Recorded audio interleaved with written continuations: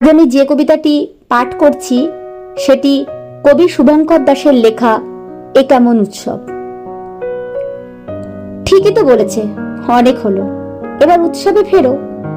যার যা গেল তা গেল, তোমরা উৎসবে ফেরো।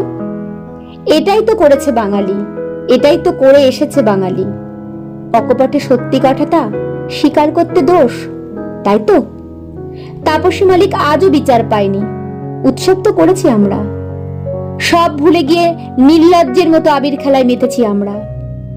ঠিকই তো বলেছে, অনেক হলো, এবার উৎসবে ফেরো। কামধুরু নির্যাতিতা আজও বিচার চেয়ে সুপ্রিম কোর্টের দরজায় মাথা ঠোকে। উৎসব তো করছি আমরা, বিচারকে প্রহসনে পরিণত করলেও উৎসব করছি আমরা। শুধু বাংলাতে কেন, মণিপুর, হরিয়ানা, ইউপি, গুজরাট, দিল্লি সব কাণ্ডতে তো উৎসব করছি আমরা। বাঙালি উৎসবে ভুলে যায়। কিন্তু মেয়েটা যদি তোমার হতো, রক্তমাখা শরীরটা যদি তোমার হাতের উপর নিশ্চল পাথরের মতো পড়ে থাকতো, যার চোখ নাক মুখ দিয়ে বইতো রক্তের ধারা, পারতে পারতে তুমি উৎসবে ফিরতে?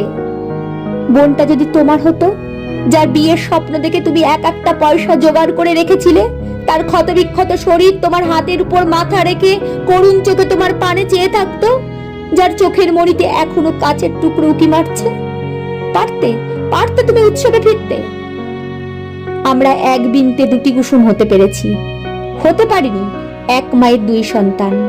এই দেশটাকে মা বলতে পেরেছি, পারিনি সেই মায়ের সন্তানকে নিজের বোন বা মেয়ে ভাবতে।